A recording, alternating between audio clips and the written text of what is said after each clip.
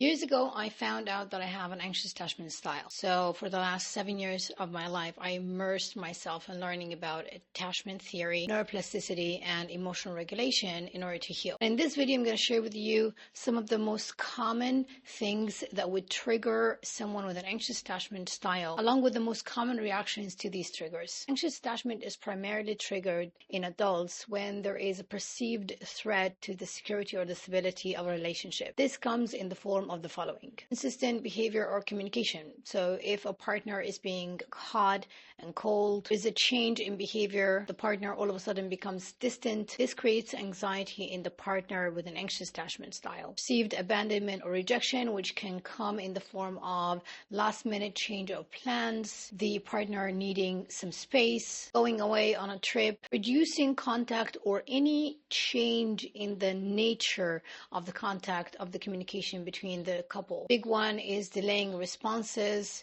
taking so much time to get a text back or a call back. Any slight change in the frequency of communication can induce this anxiety in the person with an anxious attachment style.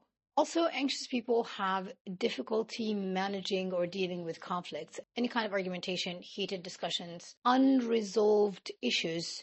They create so much chaos for people with an anxious attachment style. Perceived emotional distance, the partner being less affectionate, less available, less interested. Jealousy-inducing situations. So, for example, if a partner has a lot of coworkers or a lot of friends or exes who are constantly contact them, this could also be a source of so much trigger for someone with an anxious attachment style, because they are constantly afraid that their partner is going to leave them to go to someone else. Because they often have a belief that they are not worthy enough to be with, so they have this worry and fear of abandonment. They feel like no matter how much they do, no matter how hard they try, their partner eventually is going to leave them to go for someone else. Now, a very common way to react to these triggers is to do what is called protest behaviors. So the person with an anxious attachment style, they would start to do certain kinds of behaviors in order to get the connection back, in order to restore the closeness, because they are dealing with this relationship as a source of security that ensures their survival.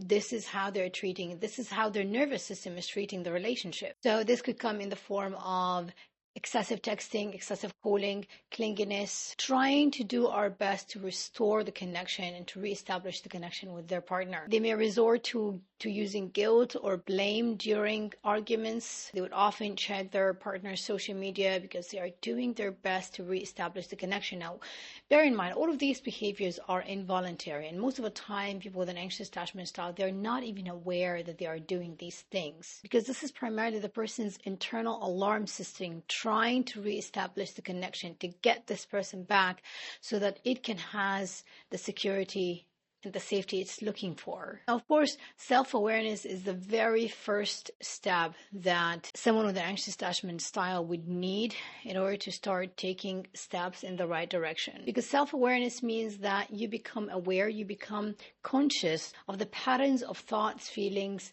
that induce or that create this kind of behavior. When this happens, then the person is able to choose differently.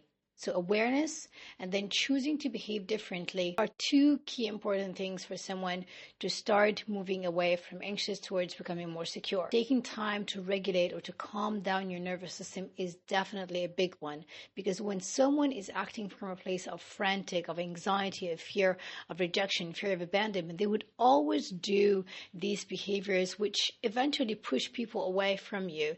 Even if you have a relationship with someone who's secure, eventually they are going to run out of energy. It's very exhausting to be in a relationship with someone who is constantly thirsty for reassurance. Now, I'm not saying that to make you feel bad about yourself. I used to be in that same situation. I know how it feels. But becoming aware of these things is the very first step that would allow you to do something to start moving in the right direction. And if you are ready to do this, there's a link in the description below for you to book a discovery free call with me so that we can talk about the specifics of your situation. Then we can both decide whether it's a good fit for us to work together. Now, I want you to know that it is possible to heal anxious attachment and to become more secure. Of course, you can shorten the time by having someone who already has a roadmap guide you through the steps. Also, let me know in the comments if you found today's video helpful. Be kind to yourself, and I'll see you in the next one.